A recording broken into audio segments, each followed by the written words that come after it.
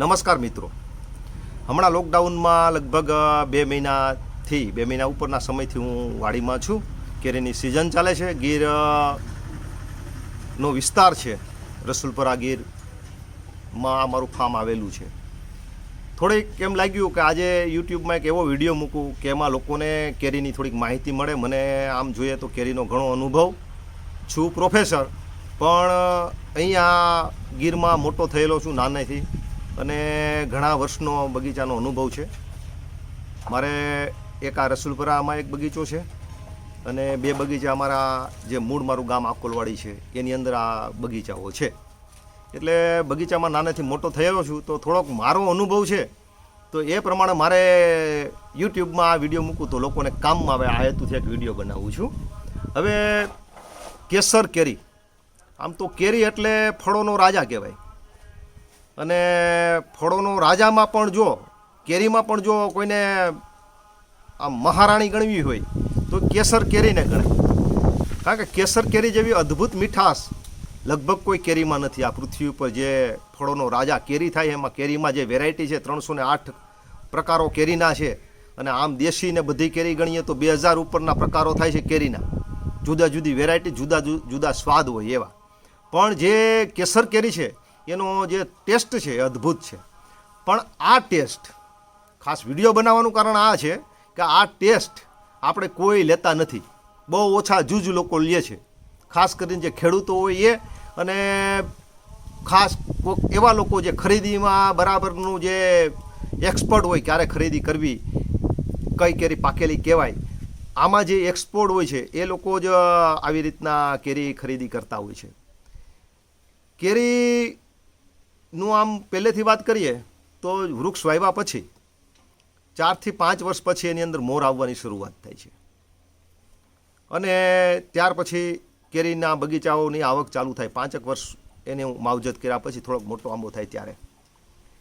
કેરીમાં પણ એવું હોય છે, નાના ઝાડવા હોય છે, રોપડાના ઝાડવા હોય, એનું ફળ થોડુંક મોટું હોય છે, અને પછી 35-40 વર્ષના આંબા થઈ જાય ત્યારે એનું ફળ થોડુંક ઉતરે છે, એટલે કેરી થોડીક નાની થાય છે. આ એક નાના અને મોટા ફળ થવા માટેનો કારણ. અને બીજું એક એ પણ છે કે ક્યારેક જે જમીન હોય એની પણ તાસીર હોય. કોઈ ગામની કેરી, કોઈ ખેતરની કેરી, કોઈ જે તાસીર છે જમીનની, એના જે બગીચાઓ છે, ઝાડવાઓ છે, એની મોટી કેરી થતી હોય છે, કોઈના ખેતરમાં નાની થતી હોય છે. એવી જ રીતનું મીઠાશ અને ઓછી મીઠાશ, એનું પણ આ રીતનું એક તાસીર હોય છે. કયા ખેતરની કેરી છે, કયા ગામની કેરી છે, કયા વિસ્તારની કેરી છે. કેરી ઘણી બધી છે, પહેરી ને તોતાપુરી, રાજાપુરી, લંગડો, જમાદાર, અષાઢીઓ, દૂધ પેંડો, આવી ઘણી બધી કેરીઓના પ્રકાર છે. પણ સૌથી સારી મારી દ્રષ્ટિએ મીઠાશની અંદર, જેને ચીરું કરીને પણ ખાઈ શકાય ને રસ કાઢીને પણ ખાઈ શકાય એવી જો કેરી હોય તો કેસર છે. એની કમ્પેરિઝનમાં આપણે રત્નાગીરી, હાફૂસને મૂકી શકીએ. હાફૂસ કેરીની એક વિશેષતા એ છે કે એનું જે ઉપરનું પુઠ્ઠું છે, છાલ છે, એ થોડીક મજબૂત આવે કેસર કરતાં, એટલે કે એ કેરી ટકી શકે છે, એટલે એક્સપોર્ટ થઈ શકે છે. એક્સપોર્ટ કેસર પણ થાય છે, પણ એ કેરી એક્સપોર્ટ કરવામાં સફળ થોડાક વધુ થયા છે લોકો. કેસર કેરીમાં બહુ ધ્યાન રાખીને એક્સપોર્ટ કરવી પડે. કેસર કેરી પુષ્કળ એક્સપોર્ટ થાય છે, 20-30% કેરી એક્સપોર્ટ થાય છે, પણ એનું પુઠ્ઠું છે એ જલ્દીથી એકદમ આરું છે, એટલે કે જલ્દીથી ક્રીઝ પડે છે, કરચલી ઝડપથી પડી જાય છે. પણ મીઠાશની દ્રષ્ટિએ જોઈએ તો રત્નાગીરી કરતાં પણ કેસર કેરીનો આ સ્વાદ અદ્ભુત છે. મધુર મીઠું ફળ છે, પણ એવું કહેવાય કે આ જે મીઠાશ જે કુદરતની છે, એ કુદરતની મીઠાશને લોકો હજી પૂરેપૂરું માણી શકતા નથી, કારણ કે કાચી કેરી ઉતારી લે છે. ખેડૂત કાચી કેરી તોડે છે અને ખરીદવાવાળા કાચી કેરી ખરીદી લે છે.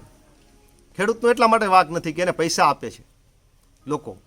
એવું બને કે કાચી કેરી તોડીને વેચો તો ભાવ સારા આવતા હોય છે, અને જ્યારે પાકેલી કેરી વેળો ત્યારે બજારની અંદર એટલી ઠાસોઠાસ કેરી આવી ગઈ હોય છે કે ત્યારે ભાવ ઓછા મળે.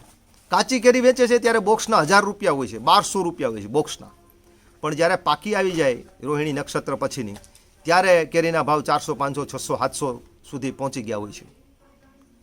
કેરીનો ભાવ એક હોતો નથી. આમ પણ માનો કે અત્યારે આજે 30 મે છે, બરાબર, રોહિણી નક્ષત્ર જતું રહ્યું છે, પણ આજે આપણે એક ભાવ ગણી ન શકીએ. કેરીની અલગ અલગ સાઇઝ હોય, એનું અલગ અલગ પુઠ્ઠું હોય છે, એની ઉપર કેરીના ભાવ નક્કી થતા હોય છે. દાખલા તરીકે યાર્ડની અંદર હરાજી થતી હોય છે ત્યારે એ લોકો પુઠ્ઠાને જોવે. પુઠ્ઠું એટલે કોઈ એકદમ લીલું હોય છે, કોઈ એકદમ કાળા લીલા કલરનું એનું પુઠ્ઠું હોય છે, એની છાલ હોય છે, કોઈની એકદમ સફેદ પ્રકારની છાલ હોય છે.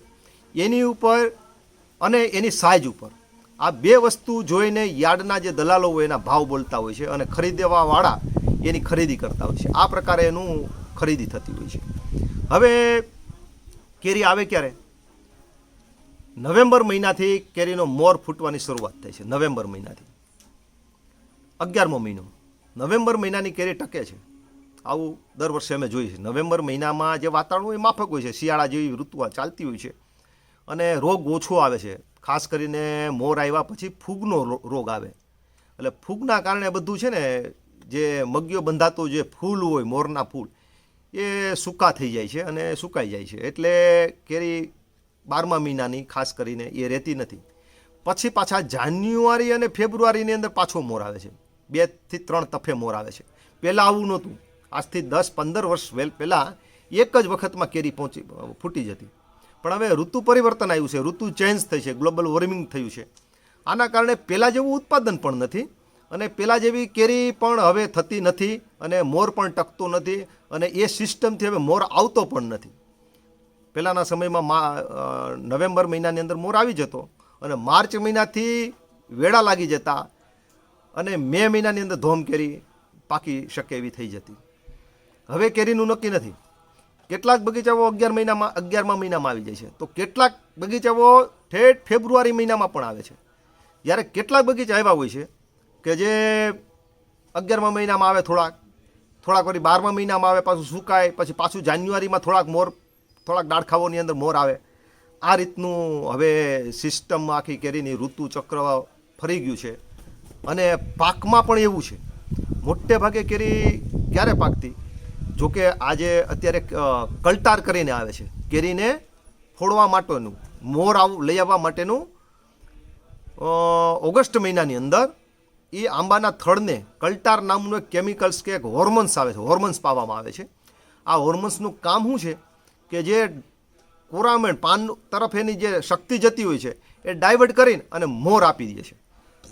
આ રીતનું કલટાર પાવામાં આવે છે. પણ કલટાર પાયેલી કેરી આવી જતી હોય છે માર્ચ મહિનામાં, વહેલી કેરી હોય છે, પણ ફળ થોડુંક નાનું રહે છે અને વૃક્ષોને પણ જો પોષણ આપવામાં ન આવે કલટાર પાયા પછી તો વૃક્ષો પણ નબળા પડી જાય છે. એક પ્રકારની એ જબરજસ્તી છે, એક પ્રકારનો પ્રકૃતિ ઉપરનો બળાત્કાર પણ છે.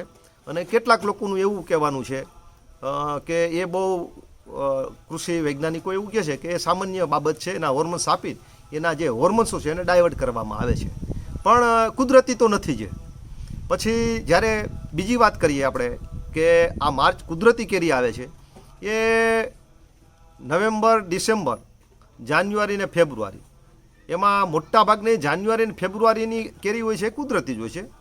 હવે આ કેરી નવેમ્બર મહિનામાં આવી હોય કે પછી ફેબ્રુઆરી મહિનામાં આવી હોય, છેલ્લે પાકવામાં બહુ ઝાઝો ફરક રહેતો નથી. ફરક કેટલા દિવસનો રહે છે? છેલ્લે 10 દિવસનો ફરક રહે છે. કારણ કે રોહિણી નક્ષત્ર બેસી જાય છે. મોટે ભાગે રોહિણી નક્ષત્ર બેસતું હોય 23 મેથી 25 મેની વચ્ચે, 1-2 દિવસ હોય. આ ક્યારેક 23 તારીખ હોય, ક્યારેક 24 હોય, ક્યારેક 25 તારીખ હોય. આમાં રોહિણી નક્ષત્ર બેસી જાય છે અને રોહિણી નક્ષત્ર બેસે છે અને રોહિણી પછીના 2 તડકા કેરી ખાઈ જાય એટલે કેરીમાં ફૂલ રસાયણ આવી જાય છે, કેરીની અંદર ફૂલ સુગર આવી જાય છે, કેરી ફૂલ પાકની પડી જાય છે. આમ જોઈએ તો અખાત્રીજ આવે, અખાત્રીજ પછી કેરીના પાકના દાબાઓ પડવા લાગે. અખાત્રીજ જે આખતરી કેરી હોય એ પણ એકદમ આપણે જોઈએ તો રોહિણી નક્ષત્ર પછીની કેરી હોય છે કમ્પ્લીટ, એ ખૂબ એમાં કોઈ શંકા રહેતી નથી પાકવા માટે.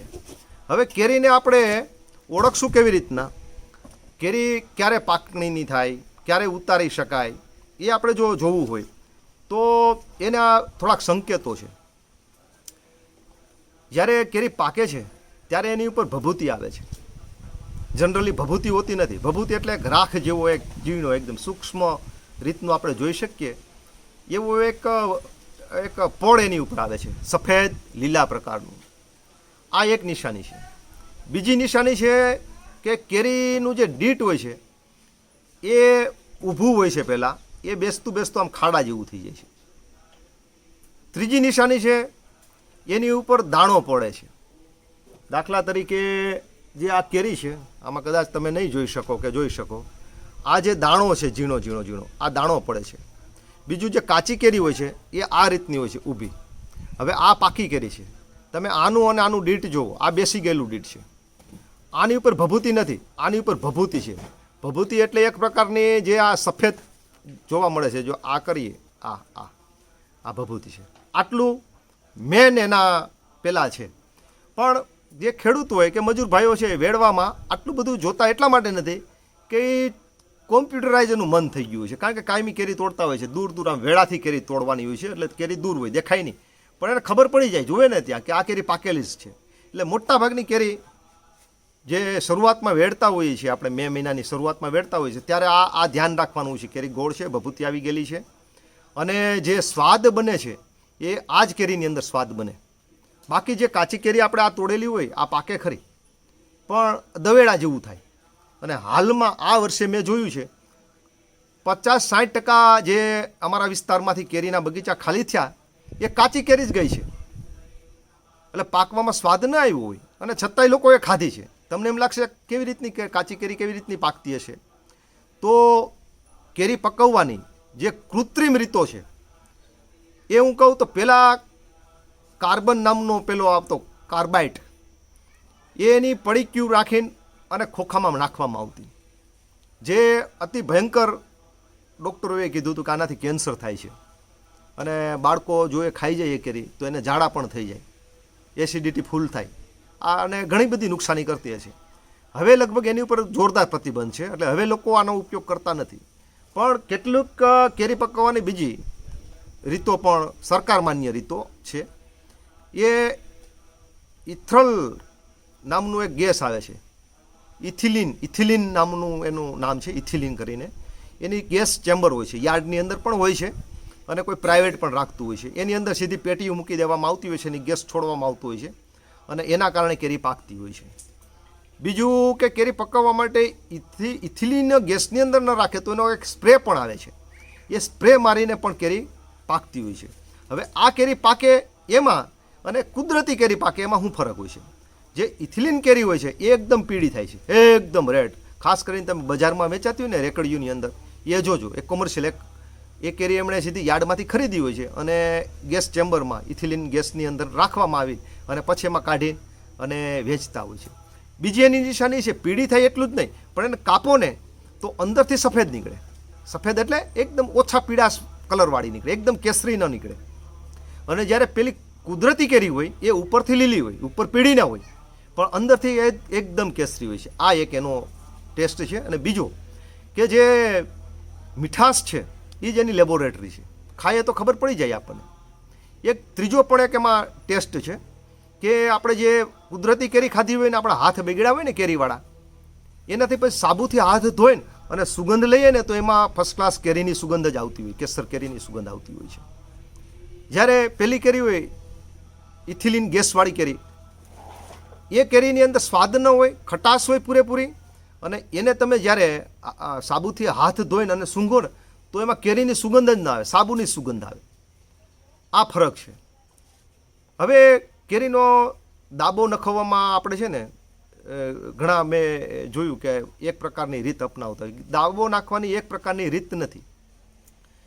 કેરી તમે ક્યારે ઉતારી છે? માર્ચ મહિનાની કેરી હોય, બહુ આગતરી રહી અને માંડ પકવવી પડે એમ હોય, તો એને બહુ સ્ટ્રિક્ટલી રીતે પકવવી પડે. એને માથે કોથળા નાખવા પડે ને કેટલું બધું ગરમીમાં રાખવી પડે, આટલું બધું કરવું પડે. પણ માનો કે આપણે જરૂરિયાત કેવી છે કેરીની? અત્યારે 2 બોક્સ 5 બોક્સ પડ્યા છે અને બીજા 2 બોક્સ આવ્યા છે અને ફૂલ કેરીનો પાક પડી ગયો છે. રોહિણી નક્ષત્ર પછીની કેરી છે. તો આ કેરીને કોઈ આપણે ઢાંકવાની જરૂર નહીં, એને તો ખુલ્લી રાખવી જોઈએ. કારણ કે જેમ ઝડપથી પાકે એમ ને જેમ નિરાતે રાખો પાક પકાવીએ એમાં આપણને ફાયદો છે. ધીમે ધીમે પાકે, ચાંદિયા ન પડે. હવે જનરલ કેરી પકવવાની રીત હું તમને કહું કે બોક્સ આવે ને, બોક્સ કેરીનું આપણે ઘરે લઈ આવ્યા તો આપણને ખબર હોય કે બોક્સ સારું જ છે, એક વખત કાચી કેરી જોઈ લીધી, પછી બોક્સને ખોલવાનું નહીં. આ બોક્સને એવા જગ્યાએ મૂકવાનું, ખૂણામાં કોઈ કે એવા રૂમની અંદર કે જ્યાં એસી ન હોય, જે રૂમ સાધારણ રીતે થોડીક ગરમીવાળો રૂમ હોય એની અંદર એને મૂકી દેવાનું. જો વેલી થોડીક પકવવી હોય તો એની ઉપર કોથળો ઢાંકી દેવાનો અથવા ગોદડું ઢાંકી દેવાનું, નીચે થોડુંક છાપા જેવું, નીચેથી પણ ઠંડક ન આવે અને ઉપરથી પણ ઠંડક ન આવે એવા વાતાવરણની અંદર 2 થી 3 દિવસ રાખવાની. યાદ રાખજો, 2 થી 3 દિવસ જ, ચોથો દિવસ આવવો જ ન જોઈએ, ચાંદિયા પડશે વધારે. 2 દિવસ 3 દિવસે કેરીને ઢાંકી રાખવાની. ત્રીજા દિવસે આપણને એમ લાગે ફૂલ પાકેલી છે તો ત્રીજા જ દિવસે, નકર બીજા દિવસે 2 દિવસ રાખવાની, 48 કલાક રાખવાની. 48 કલાકથી પછી 72 કલાક સુધીમાં ગમે ત્યારે આપણને એમ લાગે કેવી કેરી છે ને કેવી આપણે ઉતાવળ છે, એ પ્રમાણે એને કેરી કાઢવાની બહાર. જો વધારે આપણે ઝડપથી પકવવી હોય તો 1 દિવસ વધારે રાખવાની, અને એમ લાગે કે હજુ ધીમે ધીમે આપણે પકવવી છે કેરી, તો એને વહેલી કાઢી નાખવાની, 2 દિવસ જ પેક રાખીને ખુલ્લી કરી નાખવાની. હવે કેરી ગરમીમાં જેમ પાકે છે, ખાલી પાકી જશે ગરમીમાં, તમે ઢાંકેલી રાખશો એટલે પાકી જશે, મીઠાશ નહીં આવી હોય. મીઠાશ લઈ આવવા માટે શું કરવું? લોકોને મોટા ભાગે આ કોઈને ખબર હોતી નથી. જેટલી એને ગરમીની જરૂર છે એટલી એને હવાની જરૂર છે. હવા વગર કેરી મીઠી થાય જ નહીં. એટલે 2 દિવસ કે 3 દિવસ આપણે પેક રાખ્યા પછી કેરીને બહાર કાઢવાની, એને ગોઠવી દેવાની, અને એની ઉપર જો ફેન હોય, પંખો, તો પંખો ચાલુ રાખવાનો. પંખો ન રાખીએ તો એમને ખુલ્લી કેરી રહેવા દેવાની. અને આ કેરી પાકશે ને 6થા દિવસે કેરી ખવાય. જો બહુ વહેલી આપણે ઉતારી હોય અને કાચ અંદર સુગર જ આવ્યું ન હોય હજુ, અને એવી કેરી આપણે પકવવાનો પ્રયત્ન કર્યો હોય તો થોડીક 7 દિવસ રહેવા દેવી. નકર 5મા 6થા દિવસે, અત્યારની કેરી હોય 5મા દિવસે 6થા દિવસે આરામથી ખવાય. હવે એમાં લસણ કે ડુંગળીનો ઉપયોગ કરવો કે નહીં, તો એમાં કુદરતી રીતે પકવવામાં કેટલાક ઉપયોગ થઈ શકે. અત્યારે લસણ ડુંગળી નાખવાની જરૂર નહીં, રોહિણી નક્ષત્ર બેસી ગયા પહેલાં, પછી. પણ એની પહેલાં જો આપણે પકવતા હોય તો લસણના ગાંઠિયાઓ અને ડુંગળી એ અંદર મૂકી દેવાના, પારવા ક્યાંક ક્યાંક. એક બીજી પણ એક પદ્ધતિ છે કુદરતી રીતે પકવવાની. કેરીને પાથરી દેવાની, અને એની ઉપર માનો કે 1 કે 2 બોક્સ છે તો એની ઉપર આપણા સાદા લેમ્પ આવતા પહેલાં જૂના, એ લેમ્પ ચાલુ રાખવાનો. લેમ્પ તો એ કેરી થોડીક વહેલી પાકે. ન પાકે એવી હોય તો પણ એની અંદર આપણને થોડીક પાકવામાં હેલ્પ મળે. અને જો જાજી કેરી હોય, માનો કે 15-20 બોક્સ આપણે પકવવાના છે, તો જો ફોક્સ હોય તો ફોક્સ રાખવાનો, થોડોક દૂર, થોડીક સાધારણ રીતની કેરીને ગરમી મળે એવી રીતની. અને એ ફોક્સ પણ સતત 24 કલાક નહીં રાખવાનો, 5-6 કલાક રાખવાનો, પાછો 5-6 કલાક બંધ રાખવાનો, પાછો 5-6 કલાક ચાલુ રાખવાનો. આવી રીતનું 2-3 વખત કરીએ છીએ તો પણ કેરી સારી પાકે. આ બધા કુદરતી નુસ્ખાઓ છે પકવવાના. કેરીનો જે ભરપૂર સ્વાદ છે, આ સ્વાદ છે, મધુર કેરી છે. પણ આપણી આ કેસર કેરી છે ને, એ કાં તો લોકોને ખરીદતા આવડતું નથી. કાચી કેરી ખરીદી લઈએ, હાવ દવેડા હોય ત્યારે આપણે કેરીને ફૂલ ખાઈ લઈએ છીએ. એવી ઉતાવળ ન કરાય, કેરી ખાવાની ક્યારેય ઉતાવળ ન કરાય. જુઓ મિત્રો, એક તમે ટેસ્ટ કરજો કે જે શાકભાજી, જે ફ્રૂટ મોંઘું હશે ને ત્યારે એ કૃત્રિમ રીતે પાકેલું હશે. જ્યારે કુદરત આપે છે ત્યારે ભરપેટ આપે છે, અને કુદરત આપે છે ને ત્યારે એ કાળા બજારનું થતું નથી, જનરલ વેચાય સાધારણ ભાવે. પશુએ ખાય, પક્ષીઓ ખાય, માણસોય ખાય. એટલે જ્યારે સમજવાનું કે દ્રાક્ષ ખૂબ મોંઘી છે, 200 રૂપિયા કિલો છે, ત્યારે સમજવાનું કે આને પરાયણે જબરજસ્તીથી પકવવામાં આવી છે. આને ફોડવા માટે પહેલાં કલ્ટારનો ઉપયોગ કરવામાં આવ્યો છે. આ ખેડૂતને બહુ મોંઘું પડ્યું છે, અને એના આ ભાવ છે. ખેડૂતને તો જ મોંઘું પડ્યું હોય કે જે જૈવિક ખેતી ન કરતા હોય, તો એકદમ ઓર્ગેનિક ખેતી ન કરતા હોય તો જ એને મોંઘું પડ્યું હોય. અને મોંઘું પડ્યું હોય, બજારમાં આપણે ભાવ પૂછીએ મોંઘું છે તો સમજવાનું કે આને ન ખરીદાય. શાકભાજીનું એવું છે, 150-200 રૂપિયા ભીંડો કિલો પડતો હોય ને, ત્યારે એને રોજ દવાનો સ્પ્રે છાંટવો પડતો હોય. કોઈને ભીંડા ન થતા હોય ત્યારે એ માણસે ભીંડા કર્યા છે, પૂરેપૂરો એની ઉપર સ્પ્રે કે જે રાસાયણિક ખાતર કે પેસ્ટિસાઇડ દવાઓ છાંટીને. ત્યારે આપણને મોંઘો પડે છે, 200 રૂપિયા કિલો પડે. 15 રૂપિયા 10 રૂપિયા કિલો હોય, 10-15 રૂપિયા ભીંડો કિલો હોય, ત્યારે સમજવાનું કે આ કુદરતનો આપેલો છે, ત્યારે ભરપેટે. એમ કેરીનું એવું છે. કેરીને સાધારણ સસ્તી થઈ જાય ને પછી ખાવાની શરૂઆત કરી દેવાય, કારણ કે એ નેચરલ કેરી છે. જ્યારે કોઈ ન ખાતું હોય, ઘણા માણસોને ખોટો ક્રેઝ હોય, વાતો કરે કે ભાઈ આમ 2 બોક્સ લઈ આવ્યા, કે 1500ના ભાવનું બોક્સ લઈ આવ્યા, ખાધું. આ આપણું પેલી છે થોડીક આમ બતાવવાની વૃત્તિ. બાકી કેરી સાધારણ 500, 600, 700. આ વર્ષે થોડીક કેરી મોંઘી રહી છે. બાકી કેરીના ભાવ 500ની આસપાસ આવે એટલે સમજવાનું કે કેરી હવે ખાધા જેવી થઈ ગઈ છે. બાકી 1000 રૂપિયાના 1500 રૂપિયાના જે બોક્સ હોય છે એ બોક્સ આપણને મોંઘા પડતા હોય. હા, એવી જગ્યાએ પહોંચાડી હોય તો થોડાક એના 200-300 રૂપિયા એનો બીજો ખર્ચ લાગતો હોય છે. દાખલા કે અમદાવાદ છે, ગાંધીનગર છે, એમાં પહોંચતી હોય તો ખેતરમાં જે વેચાતી હોય, માનો કે આ વર્ષે શરૂઆતની અંદર સારી કેરી 750-800 રૂપિયા ભાવ હતો અહીં ખેતરમાંથી. આ વર્ષે ઊંચો ભાવ રહ્યો હતો. કેરીના ભાવ ધીમે થતાં અત્યારે સારી કેરી આપણને 700માંય મળે, 650માંય મળી જાય કદાચ સારી કેરી. અને બહુ નબળી કેરી જેને કહીએ કે જેની અંદર કોઈ કેર લેવામાં ન આવી હોય, એ કેરી તો લગભગ 500માં 450માં પણ મળે છે. કેરી કેવી રીતની મોંઘી પડે છે, વેડવી પણ મોંઘી પડે છે. દાખલા તરીકે હું જે અત્યારે બગીચામાં કેરી વેડાવું છું, એક માણસ કેરી એક દિવસના 10 બોક્સ પણ વેડે અને એક માણસ દિવસના 30-40 બોક્સ પણ વેડે. ફેર શું રહે છે કે દાખલા કે કેરી નીચે ન પડવી જોઈએ, કેરીને વ્યવસ્થિત તોડવાની, કેરીનું દીટ ન તૂટવું જોઈએ. દાખલા તરીકે દીટ હોય છે કેરીનું, આ કેરીનું દીટ ન તૂટવું, ઉપરથી તોડવું જોઈએ. આ કેરીનું દીટ તૂટે છે ત્યારે આમાંથી ચીર નીકળે છે, ચીર આમાં ફરતો આવે છે અને એ કેરી ડાઘ ડૂગીવાળી થાય છે અને થોડીક બગડેલી દેખાય છે આપણને, અને બહુ આપણને આંખોને ન ગમે. જોકે કેરીમાં એવું છે કે આંખોને ગમવાનો બહુ મોહ ન રખાય.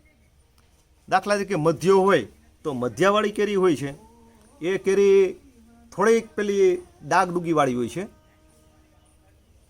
પણ એનાથી આપણે બહુ ડરવાની જરૂર નથી. દાખલા તરીકે આ જે ડાઘ છે, આ ડાઘ છે, આ ડાઘ મધ્યાના કહેવાય. મધ્યો એટલે એક પ્રકારનું એવું જીવડું થાય છે કે જે કેરીને બગાડે છે, નુકસાન નથી કરતું. કેરીની અંદર નુકસાન નથી હોય, છાલની અંદર કાંઈ નહીં હોય, કેરી મીઠી હશે બરાબર.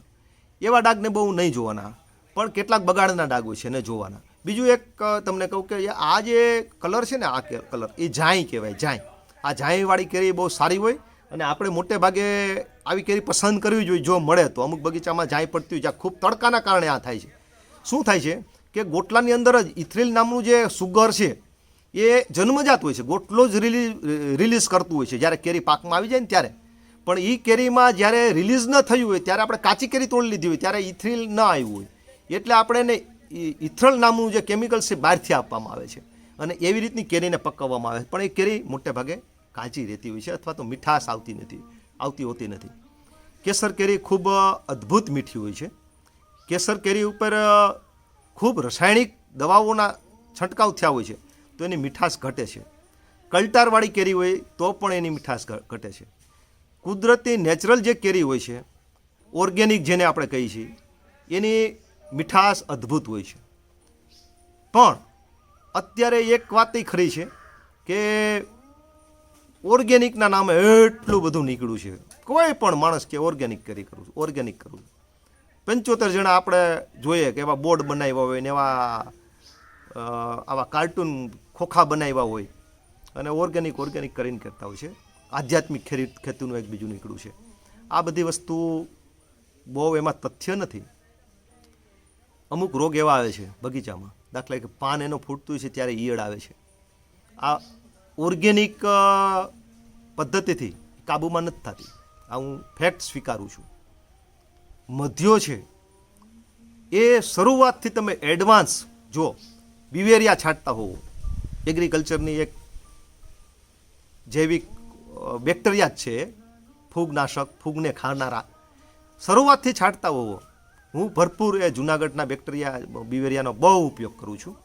પણ એ શરૂઆતથી જો આપણે છાંટતા હોઈએ તો નથી જ આવતું એવું નથી કહેતો, કંટ્રોલ રહેશે થોડો.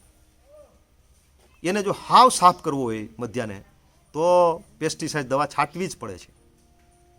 ત્યાર પછી રાસાયણિક ખાતર નાખવાની બિલકુલ જરૂર નથી. લોકો રાસાયણિક ખાતર નાખે છે, લગભગ નાખે છે, પણ રાસાયણિક ખાતર ન જ નાખવું જોઈએ. યુરિયા ડાયમોનિયાનો ઉપયોગ ખેતરમાં થવો જ ન જોઈએ, એક દાણો પણ પડવો ન જોઈએ. કુદરતના બનાવેલા જે બેક્ટેરિયા છે એની પથ્થારી ફેરવી નાખે છે આ ડાયમોનિયા અને યુરિયા. એને બદલે ગાયોના જે ગૌમૂત્રથી આપણે જીવામૃત બનાવીએ છીએ, પાલેલકરજીના જે જીવામૃતની ખેતી છે, ઓર્ગેનિક ખેતી, એ જીવામૃત એક અદ્ભુત વસ્તુ છે. એ એક કુદરતનું એક એટલું બધું જે ગાયોના જે બેક્ટેરિયા છે એટલા બધા તાકાતવાળા છે, એવા બધા પાન આપે છે. હું આ વિડિયા પછી વચ્ચે છેલ્લે બતાવીશ અમારા બગીચાની સાઇઝ, પાન, આ બેક્ટેરિયાનો અમે ભરપૂર ઉપયોગ કરીએ છીએ. છાણ નાખવાનું, હું ગૌશાળા રસુપરા ગામ છે, એ ગૌશાળાના ખાતરની હરાજીમાંથી ખાતર લઈ લઉં છું, છાણિયું ખાતર. એ રિંગ કરીને અને નાખીને એની ઉપર માટી, ટાઈસ, ધૂળ એવું નાખવીએ. આ વર્ષે અમે આ ખાલી 10 વીઘાના ખેતરની અંદર અમે છાણિયું ખાતર નાખીને 100 ટ્રેક્ટર જેટલા એની ઉપર ધૂળ નખાવી છે. 100 ટ્રેક્ટર, બધું આખું ખેતર ભરાઈ ગયું છે. આના કારણે પાંદડાઓ બહુ મોટા થાય, સાઇઝમાં બહુ મોટા થાય છે. જેટલા અને જેવા પાંદડા એવી એની કેરી. પાંદડા નાના તો એની કેરી નાની. બગીચો આખો ઢુવા જેવો લાગવો જોઈએ, બગીચાનો ગ્રોથ એકદમ જબરજસ્ત લાગવો જોઈએ, ગ્રીનરી લાગવી જોઈએ. અને જ્યારે એમ લાગે છે, એક વસ્તુ છે ઓર્ગેનિક કરવાની, ફૂલમ ફૂલ ઓર્ગેનિક કરવાની. ગૌમૂત્ર છે ને, જે જીવામૃત બનાવીએ ને, એની અંદર તાકાત છે, એની રેઝિસ્ટન્ટ પાવર આપે, એની પ્રતિકાર શક્તિ જેની અંદરથી આવે છે કે રોગ એની ઉપર એટેક નથી કરતો. ને આમ છતાં ક્યારેક એવો રોગ આવી જાય કે જે એક ધારો એટેક આવે છે, એક ધારો એટેક આવે છે, અને ત્યારે પાંદડાઓને ખાવા લાગે છે, નવી કોરામણ આવતી હોય છે. જો પાંદડા ગયા તો તમારા હાથમાંથી બધું ગયું. એ બગીચો કોઈ દિવસ, ભલે તમે ઓર્ગેનિકનો બાપ કરતા હો, એ કેરી એ બગીચો સારો ન થાય. ત્યારે દવા છાંટવાની જ. હું જે ઓર્ગેનિક ભાઈઓ જે ખેતી કરે છે પ્યોરલી ઓર્ગેનિક, એ મારો વિરોધ કરશે કે તમારી આ વાત ખોટી છે. પણ આ મારી વાત ખોટી નથી, આ મારી વાત સાચી છે અને આ સત્ય છે. કારણ કે તમે પાંદડાઓ જ્યારે આવે છે, પાંદડાને નથી બચાવતા, તો મારો તો બહુ 10-15 વર્ષનો અનુભવ છે. તો તમારા હાથમાં કશું રહેતું નથી, બગીચાને તમે સંભાળી નથી શકતા. રાસાયણિક પેસ્ટિસાઇડ દવા છાંટવાની પણ કેવી છાંટવાની એ ખાસ જોવાનું.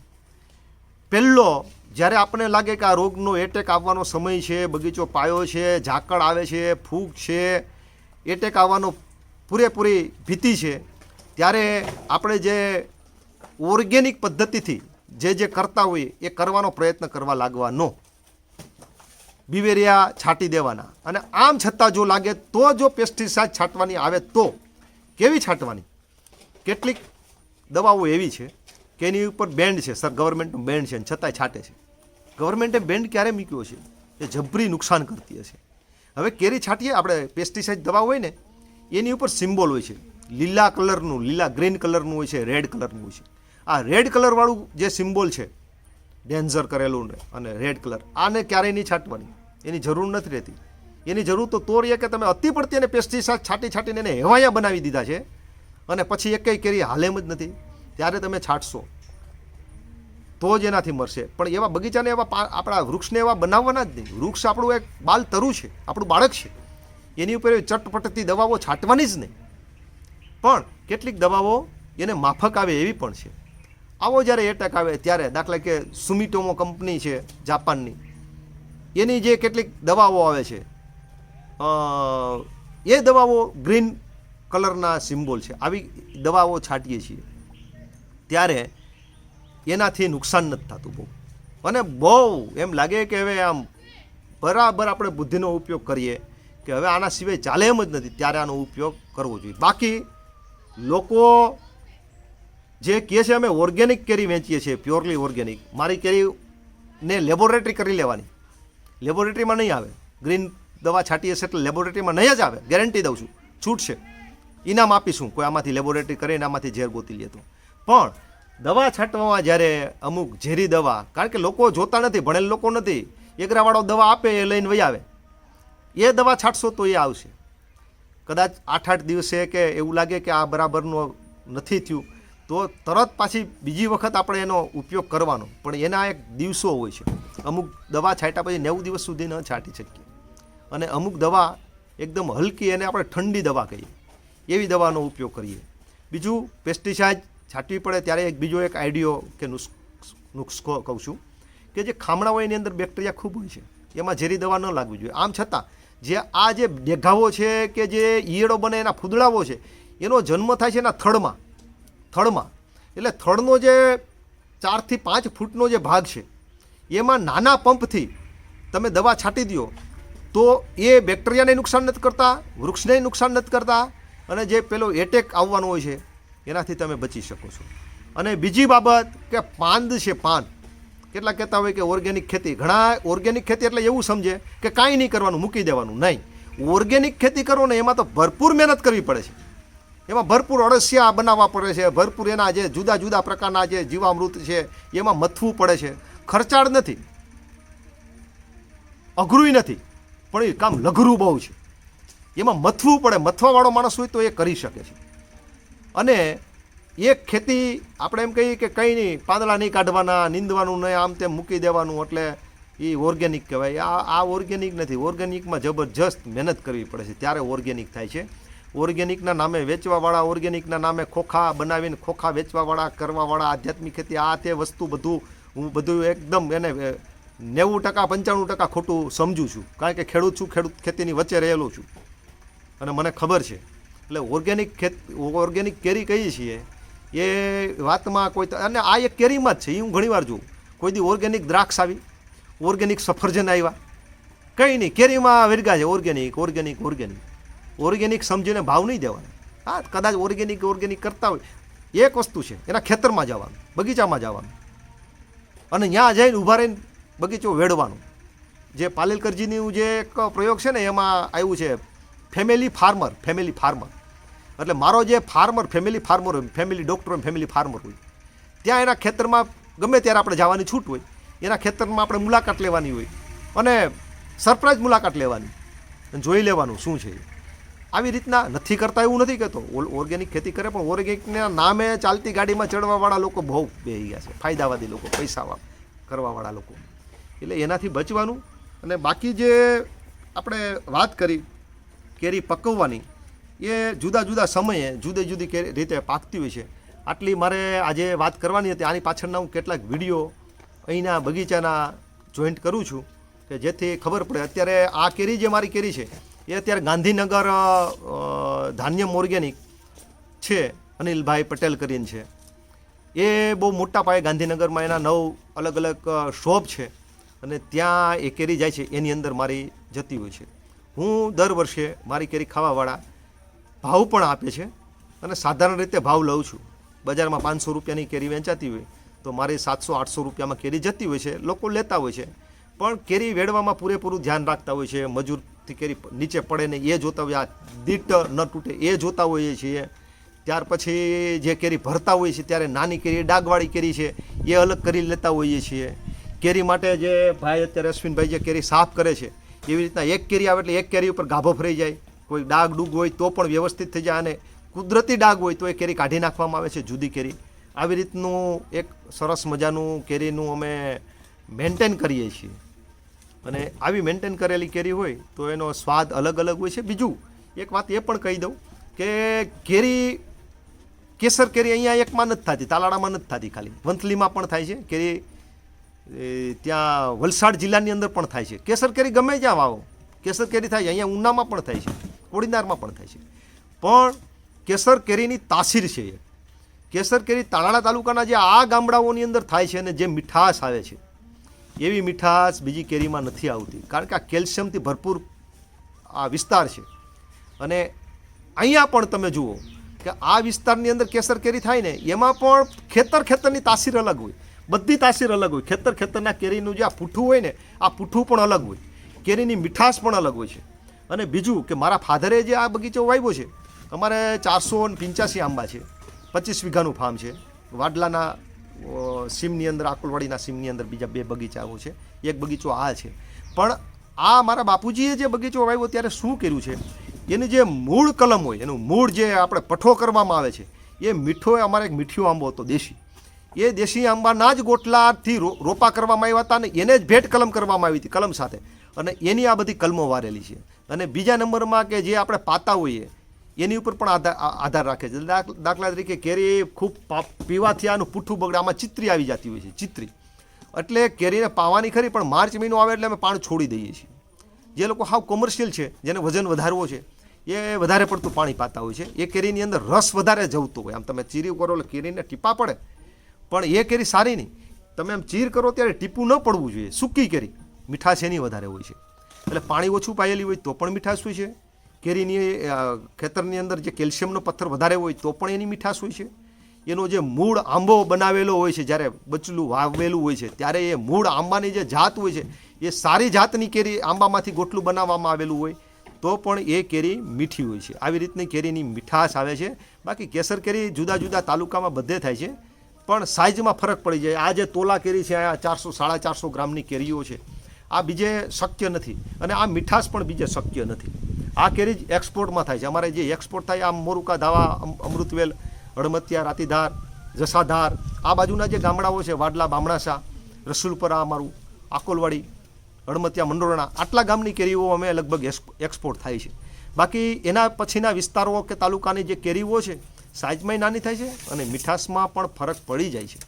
વિસાવદર તાલુકો એક એવો મેં જોયો છે, કેરીનું સાઇઝ નાની રહે છે, પણ મીઠાશમાં એમાં પણ સારી મને જોવા મળી છે. ક્યાંક બગીચાઓ જે અહીંયા માળિયા તાલુકામાં છે, એમાં ક્યાંક મીઠાશ જોવા મળે. ફળ નાનું થઈ જાય છે 100%.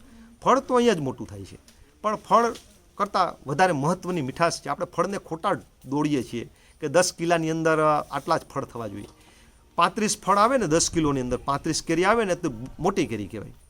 અમારે 30 થી 32 કેરી આવે, વધીને 35 આવે છે, પણ ક્યારેક બહુ મોટી થાય છે. અમારે એક વર્ષે બગીચાની અંદર એટલી બધી કેરી મોટી થઈ હતી કે 20, 21, 22 કેરી 10 કિલોની અંદર ફળ આવતું હતું.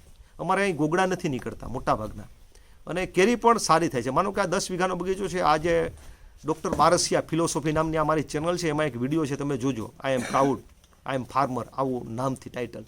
ગઈ વર્ષનો છે વિડીયો. ગઈ વર્ષે મારે આ 10 વીઘાનું જે ફાર્મ હતું, એની કેરી 13 લાખ રૂપિયાની થઈ હતી. 1850 મણ કેરી થઈ હતી. એટલે કેરીમાં માવજત કરીએ. અને બીજું કાને આ વિડીયો લાંબો નથી કરવો, પણ તમે ખાસ એ જોજો, આઈ એમ પ્રાઉડ, આઈ એમ ફાર્મર. એની અંદર મેં કીધું છે, જે ઓર્ગેનિક ખેતી અથવા તો જે આધ્યાત્મિક ખેતી છે ને, એ વિડીયો જોઈ લેજો. વિશેષમાં વૃત્તિ ઉપર આધારિત છે. તમારી વૃત્તિ કેવી છે, તમારી દ્રષ્ટિ કેવી છે, આ કેરી ઉપર, આ જમીન ઉપર, આ આંબા ઉપર. ભોગવાદી દ્રષ્ટિકોણ છે, આ આપણા યોગક્ષેમનું સાધન છે, એટલે આપણે આવક તો જોવું જ, પણ ફક્ત ભોગવાદનો દ્રષ્ટિકોણ અને આપણી અંદરની વૃત્તિ, આ આપણી મીઠાશ, આપણી આવક, આપણા આંબાને ટોકે છે.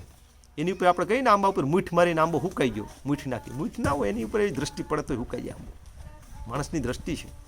એટલે આ એક વિડીયો જોઈ લેજો. એટલે વિશેષ નથી હું એમાં તમને કહેતો, પણ કેરીની તાસીર અલગ અલગ છે તાલુકા વાઇઝ. કેસર કેરી અહીંની જે મીઠી થાય છે, એમ રત્નાગીરી પણ અહીંયા થાય. એવું નથી રત્નાગીરી અહીં નથી થતી. હાફૂસ કેરી અહીંયા થાય છે, વાવીએ છીએ. અમારા ઘણા બગીચાઓ છે રત્નાગીરીના. પણ એ રત્નાગીરી જિલ્લાની અંદર મહારાષ્ટ્રમાં જે મીઠાશ આવે છે, એ મીઠાશ અહીંયા નથી આવતી. ઈશ્વરે છે ને આ બધું એવું બનાવ્યું છે કે અમુક જગ્યાએ કેસર થાય, તો અમુક જગ્યાએ દ્રાક્ષ થાય, અમુક જગ્યાએ સફરજન થાય. આ બધું બધે જ નથી થતું. અને જો બધે જ બધું થતું હોત ને, તો કોઈ વસ્તુની કિંમત ન રહે. જ્યાં જે માણસ છે એને જેવા કેમિકલ્સોની જરૂર છે, એવા ઈશ્વરે આમ ડિવાઈડ કરેલું છે. માણસ જેવું છે. માણસને બધા માણસને બધું ન આવડતું હોય. કોઈ કલાકાર હોય, કોઈ અભિનેતા હોય, કોઈ પ્રોફેસર હોય, કોઈ વકીલ હોય, કોઈ ડૉક્ટર હોય, કોઈ વૈજ્ઞાનિક હોય. આ શક્તિઓ છે, ગોડ ગિફ્ટ છે. એમ કુદરતની અંદર પણ કુદરતે જુદી જુદા વિસ્તારને અમુક અમુક તાસીર આપી છે. એમાં તાલાળા તાલુકાની જે કેસર કેરી છે ને, એ કોઈ એમ કહેતું હોય કે આનાથી વાહ મીઠી થાય, એ વાત ખોટી છે. તાલાળા તાલુકોએ જન્મજાત એને તાસીર મળેલી છે. જો તમે કેસરમાં તમને ફાવતી ન હોય, કેસર સૌથી મીઠી છે, પણ ફાવતી ન હોય તો સમજવાનું કે તમે કેસરમાં ક્યાંક ભૂલ કરો છો, પકવવામાં ભૂલ કરો છો, કેરી શોધવામાં ભૂલ કરો છો. બાકી કેસર તો કેસર છે, અદ્ભુત છે. આ કેસર, આ જે તાલુકો છે ને, આ જે ગીર સોમનાથ જિલ્લો, અમારો ગીર વિસ્તાર, આ બે વસ્તુના કારણે વિશ્વની અંદર પ્રખ્યાત થયો છે. એક અમારો કેસરી લાયન સિંહ, ફાવજ અમે કહીએ છીએ એ, અને એવી જ કેસરી કેસર કેરી, બેનો કલર એક જ છે. કાળનો કેસવાળી વાળો સિંહ દેખાતો હોય. હમણાં 2 દિવસ પહેલાં જ મેં અહીંયા મારા ખેતરની અંદર આવ્યા હતા અને નિરાતેથી જોયા. 5 સિંહ હતા.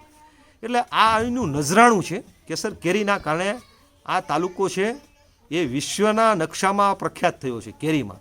એટલે અમને પણ એક કુદરતે એક વસ્તુ આપી, એક ગિફ્ટ આપી છે. અમારી કેસર છે અને એક અમારો સિંહ છે. એટલે અમે કેસરને એટલો પ્રેમ કરીએ છીએ અને સિંહને પણ એટલો પ્રેમ કરીએ છીએ. હા, કેસરમાં એક છેલ્લે કહું, ગ્લોબલ વોર્મિંગના કારણે પહેલાં બગીચા આવતા હતા એવા આવતા નથી. ઋતુ પરિવર્તન થઈ ગયું છે, ઋતુ ચક્ર ફરી ગયા છે. એના કારણે આવક ખૂબ ઓછી થઈ છે.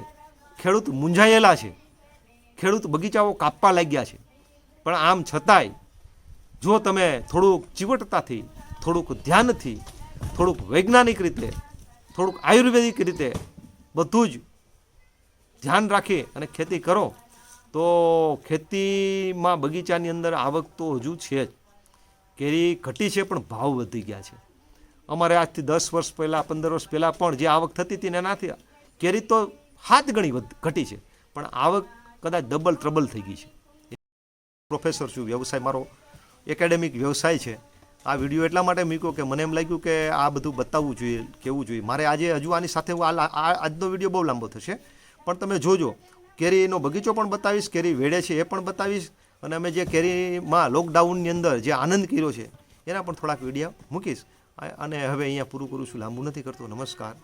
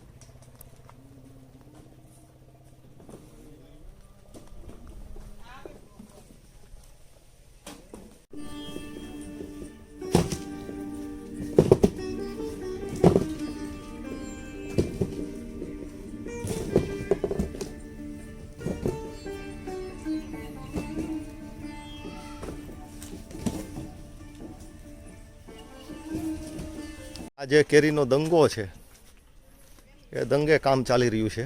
અમે લોકડાઉનમાં 2 મહિનાથી અહીંયા છીએ. આ અમારા બંને બાળકો છે, જુઓ, એમની મમ્મી. કેમ કે હાઈ તો કે બેટા, હાય. જઈતી તું કેજી હાઈ કે તો બેટા.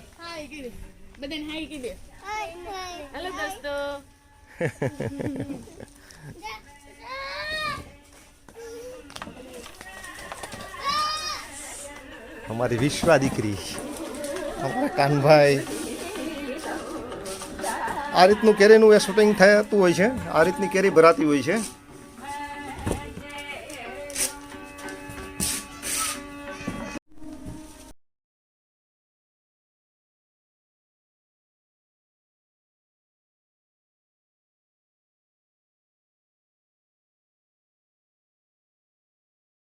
લૂછીને મૂકવામાં આવે છે.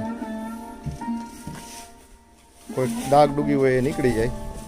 આ રીતની ગોઠવીને થોડીક મહેનત કરીને, જહેમત કરીને જો મેન્ટેન કરીએ તો લોકોને કેરી ગમે. અહીંયા પણ ભરવામાં પણ એટલું જ ધ્યાન રાખવામાં આવે છે. કોઈ કેરી એવી લાગે એ કાઢી નાખશે, અને બાકીની કેરી એક હરખી ઉપર નીચે 33, 34, 35 ફળ આવે એવી કેરી આ ભરાતી હોય છે.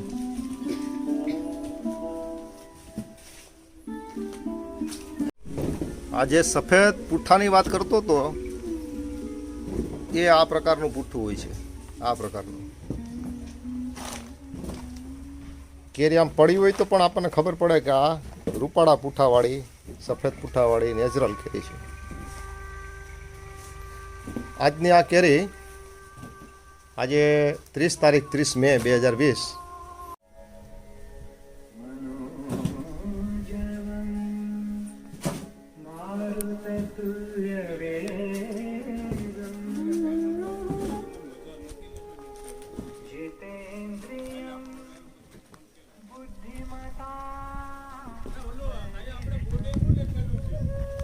વિશ્વ ફાર્મ.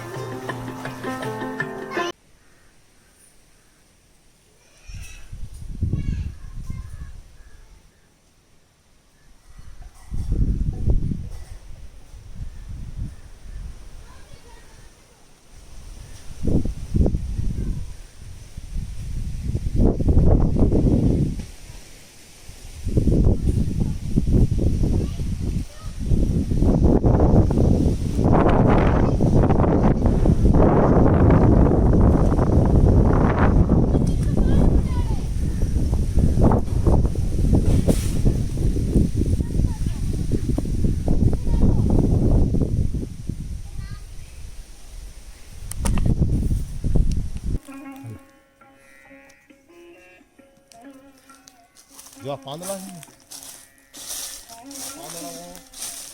હેવી પાંદડાઓ હોય છે, મોટા મોટા પાંદડાઓ.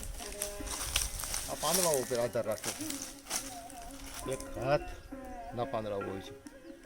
પાંદડા જેટલા મોટા એટલું આંબાનું આયુષ્ય સારું આરોગ્ય. અને જે એગ્રીકલ્ચરના જીવેરિયા અમે ચોમાસે પાઈએ છીએ. ચોમાસે આ બેક્ટેરિયા એગ્રીકલ્ચરમાં મળે છે.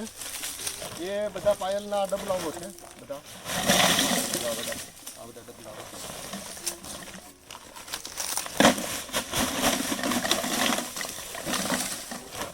અને આનું નામ છે સાવસ ફોસ્ફેટ કલ્ચર.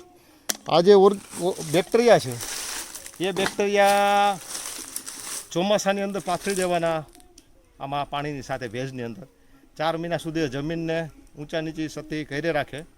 અને બીજા જે ચોમાસાની અંદર ગાયોના જીવામૃત પાઈએ છીએ એ જીવામૃતના કારણે પણ આની અંદર કુદરતી બેક્ટેરિયાઓ ભળતા હોય છે. સૌથી વધારેમાં વધારે જીવામૃત તો એક અદ્ભુત વસ્તુ છે. બગીચાની અંદર જીવામૃતનો અસર દેખાય.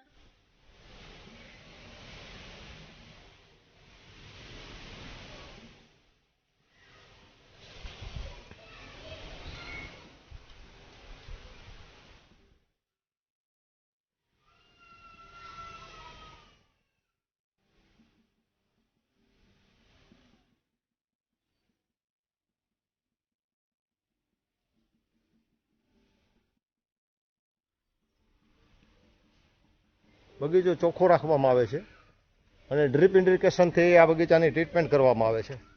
બેક્ટેરિયા કોઈ કલ્ચર પાવાનું હોય છે, આ ડ્રીપની નળી છે અને એનાથી આ બધું ઉપયોગમાં લેવાય છે. આ ડ્રીપ પદ્ધતિ બગીચો પાણી પીવે છે.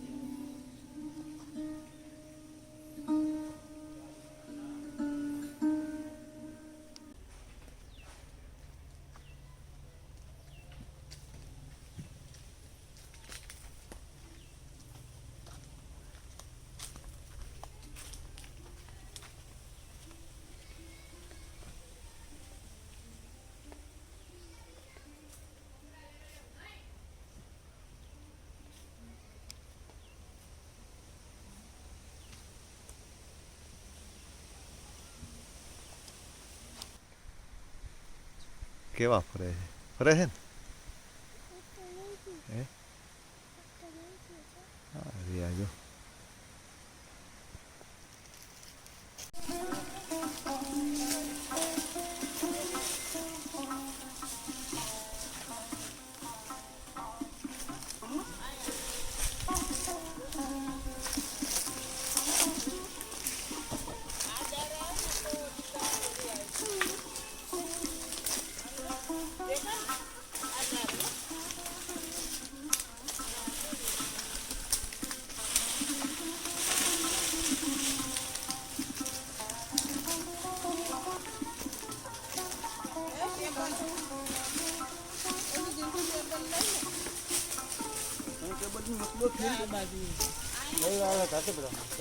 માલ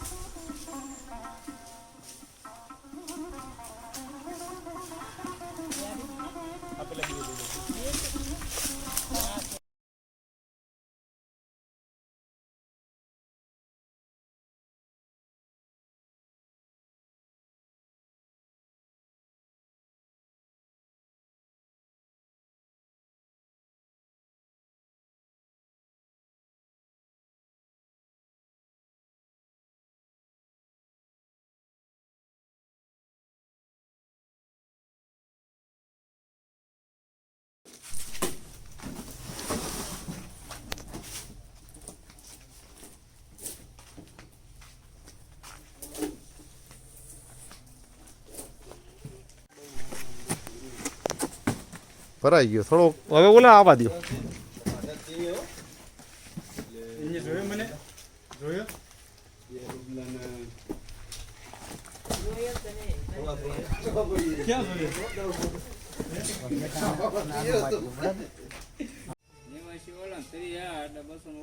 $219 પ્લસ નાના. હા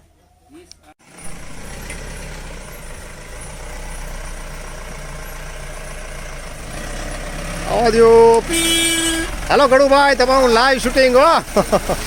ગાંધીનગર માટેની કેરી રવાના થઈ છે 250 બોક્સની આસપાસ.